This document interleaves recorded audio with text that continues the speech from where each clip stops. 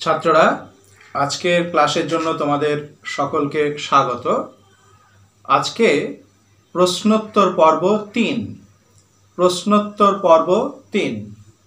আজকে এই প্রশ্নোত্তর পর্বে আমরা বেছে নিয়েছি নবম শ্রেণীর চন্দ্রনাথ গল্পটিকে। তারাশঙ্কর বন্দ্যোপাধ্যায় রচিত চন্দ্রনাথ গল্পের কয়েকটি প্রশ্ন আজকে আমরা আলোচনা করব, যে প্রশ্নগুলো তোমাদের কাছ থেকেই আমার কাছে এসেছে। তোমাদেরই দেওয়া প্রশ্নগুলো, কয়েকটি প্রশ্নের উত্তর আজকে আমি দেবার চেষ্টা করছি। প্রথম প্রশ্নটি হলো, দীর্ঘ এতদিনের জীবন ইতিহাসের মধ্যে কয়েকটি পৃষ্ঠায় গভীর রাত্রির মধ্য গগনচারী কালপুরুষ নক্ষত্রের মতো দীপ্তিতে পরিধিতে প্রদীপ্ত ও প্রধান হইয়া আছে। উদ্ধৃতির মধ্যে দেওয়া হচ্ছে, আবার বলছি, দীর্ঘ এতদিনের জীবন ইতিহাসের মধ্যে কয়টি পৃষ্ঠায় গভীর রাত্রির মধ্য গগনচারী কালপুরুষ নক্ষত্রের মতো দীপ্তিতে পরিধিতে প্রদীপ্ত ও প্রধান হইয়া আছে। উদ্ধৃতাংশের ব্যাখ্যা বা তাৎপর্য আলোচনা করো। উদ্ধৃতাংশের ব্যাখ্যা বা তাৎপর্য আলোচনা করো। প্রশ্নটি পাঠিয়েছে নবম শ্রেণীর ছাত্র সৌম্যদীপ্ত গাঙ্গুলি।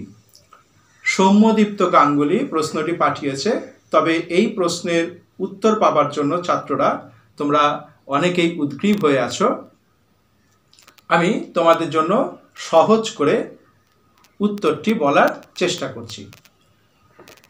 প্রথমে কিন্তু তোমরা লিখে নেবে, প্রশ্নোক্ত অংশটি কথা সাহিত্যিক তারাশঙ্কর বন্দ্যোপাধ্যায় রচিত আগুন উপন্যাস থেকে সংকলিত চন্দ্রনাথ পাঠ্যাংশ থেকে নেওয়া হয়েছে। চন্দ্রনাথ কথাটি ইনভার্টেড কমার মধ্যে রাখবে। উক্তিটির বক্তা হলেন গল্পকথক নরেশ, যিনি গল্পের মূল চরিত্র চন্দ্রনাথের সহপাঠী। এটি কিন্তু উত্তর শুরু করার সময় লিখে নিতে হবে। দেখো, এই যে উদ্ধৃতি, এই উদ্ধৃতি আমরা বললাম যে নরেশের উক্তি এটা, এবং এটি কিন্তু নরেশের স্মৃতিচারণ।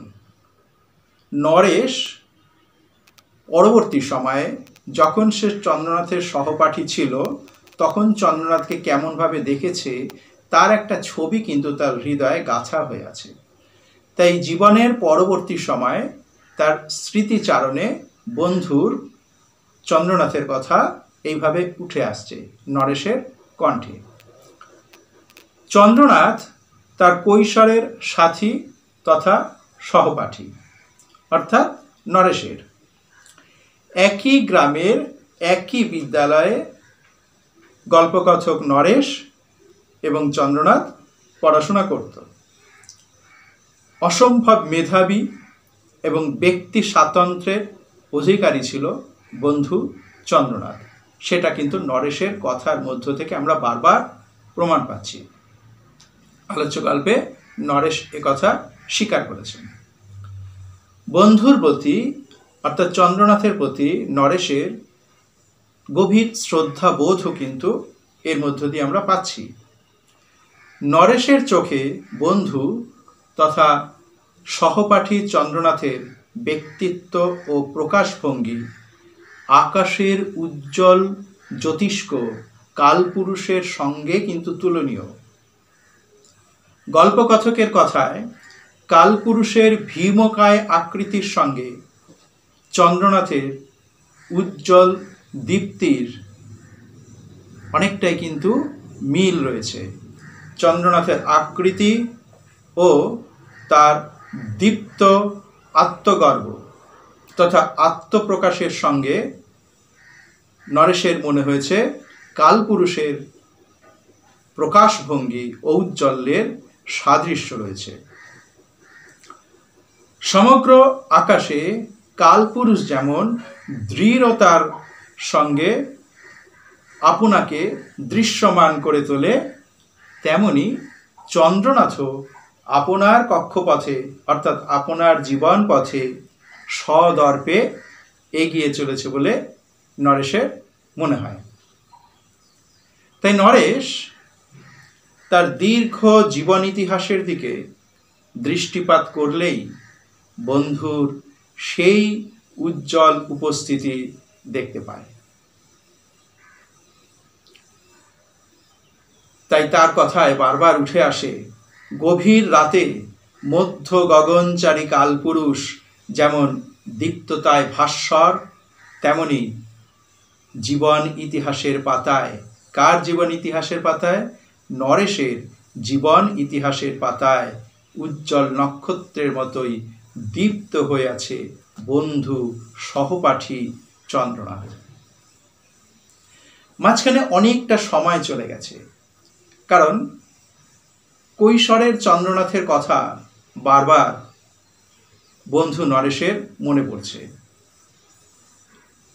এখন সে আর কিশোর নয়, অনেকটা সময় চলে গেছে, স্মৃতিচারণ আমি বারবার বলেছি। কিন্তু জীবন খাতার পাতায় পাতায়, নরেশের জীবন খাতার পাতায় পাতায় চন্দ্রনাথের নাম যেন স্বর্ণাক্ষরে মুদ্রিত হয়ে আছে। কৈশোরের সেই নাম যেমন উজ্জ্বল ছিল, কিশোর বয়সে চন্দ্রনাথ যেমন উজ্জ্বলভাবে উপস্থিত ছিলেন নরেশের কাছে, বর্তমানেও যেন তার স্মৃতি তেমনি প্রখর রৌদ্রের মতোই ভাস্বর হয়ে আছে। প্রশ্নোক্ত উদ্ধৃতিটির মাধ্যমে নরেশ এই কথাই বোঝাতে চেয়েছে। তাহলে দীর্ঘ এতদিনের জীবন ইতিহাসের মধ্যে কয়েকটি পৃষ্ঠায় গভীর রাত্রির মধ্য গগনচারী কালপুরুষ নক্ষত্রের মতো দীপ্তিতে পরিধিতে প্রদীপ্ত ও প্রধান হইয়া আছে, এই উদ্ধৃতাংশের ব্যাখ্যাটা আমি কিন্তু তোমাদের করে দিলাম। নিশ্চয়ই তোমাদের বুঝতে অসুবিধা হবে না। এবার আরেকটি প্রশ্ন আমি পেয়েছি চন্দ্রনাথের মধ্য থেকে। দেখো, এই প্রশ্নটিও প্রায় সমার্থক, তাও আমি বলে দেবার চেষ্টা করছি। আগ্নেয়গিরির দ্বিতীয় প্রশ্ন কিন্তু, আগ্নেয়গিরির গর্ভের মধ্যে কল্পনাতীত বিচিত্র সমাবেশ, যত কিছু প্রলয়ঙ্কর দাহ্য বস্তু সমাবিষ্ট হয় কি করিয়া? এও হয়তো সেই বিচিত্র সমাবেশ। উদ্ধৃতাংশের ব্যাখ্যা বা তাৎপর্য আলোচনা করো। আবার বলছি, আগ্নেয়গিরির গর্ভের মধ্যে কল্পনাতীত বিচিত্র সমাবেশ, যত কিছু প্রলয়ঙ্কর দাহ্য বস্তু সমাবিষ্ট হয় কি করিয়া? এও হয়তো সেই বিচিত্র সমাবেশ। উদ্ধৃতাংশের ব্যাখ্যা করো। তাহলে প্রথমেই ছাত্ররা আমাদের লিখে নিতে হবে যে উদ্ধৃত অংশটি, উদ্ধৃতি যদি তুমি খাতায় কোট করো তবে উদ্ধৃত অংশ লিখবে, না হলে কিন্তু লিখবে, মানে উদ্ধৃতি যদি কোট না করো সেক্ষেত্রে কিন্তু লিখতে হবে প্রশ্নোক্ত অংশটি, কারণ প্রশ্নে উক্ত অংশটি। চন্দ্রনাথ গল্প থেকে নেওয়া হয়েছে, লেখকের নামটা অবশ্যই লিখতে হবে। উদ্ধৃত অংশটি তারাশঙ্কর বন্দ্যোপাধ্যায় রচিত আগুন উপন্যাসের অন্তর্গত আমাদের পাঠ্যাংশের চন্দ্রনাথ নামক গল্প থেকে নেওয়া হয়েছে। উক্তিটির বক্তাকে গল্পকথক নরেশ, যিনি চন্দ্রনাথের সহপাঠী, কৈশোরের সহপাঠী ছিলেন। এবার দেখো, আমরা ব্যাখ্যার মধ্যে আসি। গল্পকথক অর্থাৎ নরেশের কথা থেকেই আমরা কিন্তু জানতে পারি যে গল্পকথক নরেশ এবং তার দুই সহপাঠী, একজন হচ্ছে চন্দ্রনাথ আর একজন হচ্ছে হিরু, একই গ্রামের একই বিদ্যালয়ে পড়াশোনা করতেন। চন্দ্রনাথ, হিরু এবং গল্পকথক নরেশ তারা একই গ্রামের একই বিদ্যালয়ের ছাত্র ছিলেন। চন্দ্রনাথ এবং হিরু গল্পে এই দুজনের কথা বারবার উঠে আসে গল্পকথকের উক্তির মধ্য দিয়েই। চন্দ্রনাথ ও হিরু দুজনেই অত্যন্ত মেধাবী। আমরা জানি যে হিরুই বিদ্যালয়ের পরীক্ষায় চন্দ্রনাথকে অতিক্রম করে প্রথম হয়েছিল। চন্দ্রনাথ এবং হিরু অত্যন্ত মেধাবী এবং তারা দুজনেই গল্পকথকের প্রিয় পাত্র ছিলেন। কিন্তু স্বভাব ধর্মের দিক থেকে দুজন কিন্তু ভিন্ন চরিত্রের। চন্দ্রনাথ এবং হিরু সম্পূর্ণ বিপরীতমুখী দুই চরিত্র। স্বভাব ধর্মের দিক থেকে দুজনেই সম্পূর্ণ বিপরীত ধর্মী। আমরা এই অংশটি দেখতে পাই লেখকের গল্পকথক নরেশের স্মৃতিচারণের মাধ্যমে। অতীতের স্মৃতিচারণ তিনি করছেন নরেশ। অতীতের স্মৃতিচারণ করতে গিয়ে কথকের মনির দর্পণে হৃদয় আকাশে চন্দ্রনাথের ছবি যেমন বারবার ভেসে উঠেছে, তেমনই কিন্তু ভেসে উঠছে বন্ধু বা সহপাঠী হিরুর ছবিও। আর সেই প্রসঙ্গেই বক্তা অর্থাৎ নরেশ বলছেন হিরু চন্দ্রনাথ কিভাবে যে একই সময়, তিনি নিজে তো ছিলেনই, এবং তার সঙ্গে হিরু এবং চন্দ্রনাথ কিভাবে যে একই সময় ওই ক্ষুদ্র গ্রামটিতে এসে পড়েন তা তার কাছে অজানা। এটা তো স্বাভাবিক একটি ঘটনা। আগে থেকে তো জেনে বুঝে তিনজন এক গ্রামে উপস্থিত হননি, কিন্তু তিনজন ছাত্র সেই সময় এবং তিনজন একই গ্রামে একই গ্রামে বসবাস করছেন, একই বিদ্যালয়ে পড়াশোনা করছেন। স্বভাব ধর্মের দিক থেকে বিশেষ করে চন্দ্রনাথ এবং হিরু সম্পূর্ণ বিপরীত ধর্মী। আর মাঝখানে কথক দুজনেরই বন্ধু, দুজনকেই মানিয়ে নিয়ে তিনি চলতে পারেন। তবে এক্ষেত্রে তিনি তেমন বিস্মিত হননি। তার বিস্মিত না হবার কারণটা কি, সেটাই আমাদের উত্তর আর কি। আজকের যে প্রশ্নটি আলোচনা করছি, আগ্নেয়গিরির গর্ভের মধ্যে কল্পনাতীত বিচিত্র বস্তুর যে সমাবেশ হয়, সেই উত্তরটা কিন্তু এখনকার যে কথা, সেই কথার মধ্য থেকেই পাওয়া যেতে পারে। কথকের মতে আগ্নেয়গিরির গর্ভের মধ্যে নিহিত থাকে নানা প্রকারের দাহ্য বস্তু। যখন আগ্নেয়গিরি অর্থাৎ অগ্নি উদ্গীরণ হয় পাহাড়ের মাথা থেকে, যে লাভা বেরিয়ে আসে, সেই লাভা আসলে তো সঞ্চিত থাকে গর্ভে, আগ্নেয়গিরির গর্ভে। বিভিন্ন প্রকারের পদার্থ সেখানে সংমিশ্রিত রয়েছে এবং সেই পদার্থগুলো বিষম পদার্থ, অর্থাৎ একই প্রকারের পদার্থ নয়, বিভিন্ন প্রকারের পদার্থ, বিভিন্ন ধাতব বিভিন্ন অধাতব পদার্থ তার মধ্যে রয়েছে এবং তারা স্বভাব ধর্মের দিক থেকে আলাদা আলাদা, এবং তারা যে কতটা দাহ্য বস্তু বা কতটা পুড়িয়ে দিতে পারে সব কিছুকে, তা তো আমরা জানি। যখন আগ্নেয়গিরি বাইরে বেরিয়ে আসে আগ্নেয়গিরির মুখ থেকে, গিরি মানে তো পাহাড়, সেখান থেকে যখন নাকি বাইরে উদ্গীরণ হয়, লাভা বেরিয়ে আসে চারিদিকে, তখন সে পার্শ্ববর্তী অঞ্চলকে তো পুড়িয়ে ছাই করে দিতে পারে। তাহলে কতটা সে দাহ্য বস্তু, কতটা সে ভয়ঙ্কর। কিন্তু সে যখন পাহাড়ের ভেতরে ছিল, একসঙ্গেই সমবেত ছিল, সেখানে সমষ্টিগতভাবে ছিল, বিচিত্র বস্তুর সমাবেশ সেখানে হয়েছিল। এটা কিন্তু সেটাই।